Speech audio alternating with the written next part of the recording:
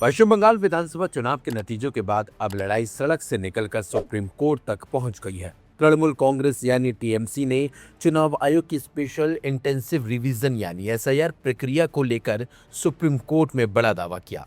Party का आरोप है कि मतदाता सूची से बड़े पैमाने पर नाम हटाए जाने का सीधा सीधा असर चुनाव नतीजों पर पड़ा और कई सीटों पर हार जीत का अंतर उन्हीं हटाए गए वोटों से भी कम था। सुप्रीम कोर्ट में सोमवार को हुई सुनवाई के दौरान टीएमसी की ओर से वरिष्ठ वकील कल्याण बनर्जी ने मुख्य न्यायाधीश सूर्यकांत और जस्टिस जॉय माल्या बागची की पीठ के सामने दावा किया कि राज्य की 31 विधानसभा सीटों पर बीजेपी की जीत का अंतर उन वोटरों की संख्या से भी कम था जिन्हें एसआईआर प्रक्रिया के दौरान मतदाता सूची से हटा दिया गया। कल्याण बनर्जी ने अदालत में बताया, एक सीट पर उनके मुवक्किल को सिर्फ 862 वोटों से हार का सामना करना पड़ा, जबकि उसी सीट पर एसआईआर जांच के दौरान 5000 से ज्यादा वोटरों के नाम सूची से हटा दिए गए थे। उन्होंने दलील दी कि अगर इतने बड़े पैमाने पर वोटर डिलीशन नहीं हुआ होता तो कई सीटों के परिणाम अलग हो सकते थे।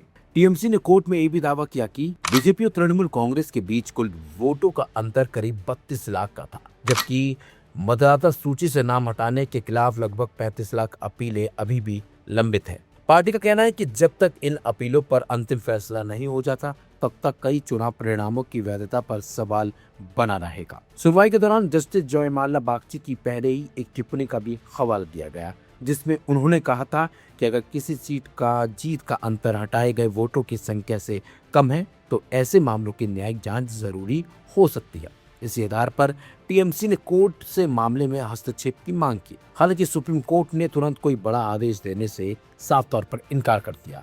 बेंच ने टीएमसी को विस्तृत तथ्यों के साथ इंटरलॉक्टरी एप्लीकेशन यानी आईए दाखिल करने को कहा। कोर्ट ने साफ किया कि अगर पार्टी यह साबित करना चाहती है कि एसआईआर प्रक्रिया ने चुनाव नतीजों को प्रभावित किया है तो उसे हर सीट से जुड़े तथ्य और आंकड़े कोर्ट के सामने रखने होंगे।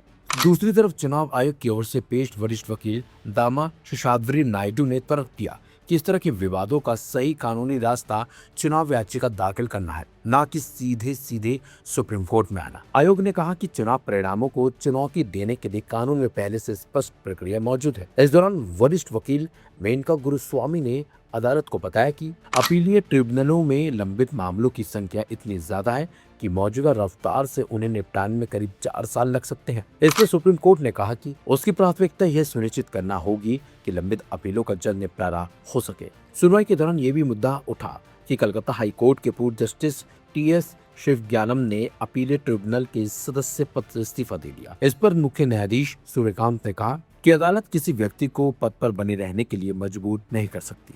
फिलहाल सुप्रीम कोर्ट ने मामले की अगली सुनवाई टाल दी है, लेकिन टीएमसी को अलग से आवेदन दाखिल करने की छूट दे दी गई है। अब सबकी नजर इस बात पर टिकी है, क्या अदालत एसआईआर प्रक्रिया और चुनाव नतीजों के बीच संबंधों की विस्तृत न्यायिक जांच कराएगी या फिर चुनाव आयोग की दलील को मानते हुए मामला चुनाव याचिकाओं तक सीमित रहेगा।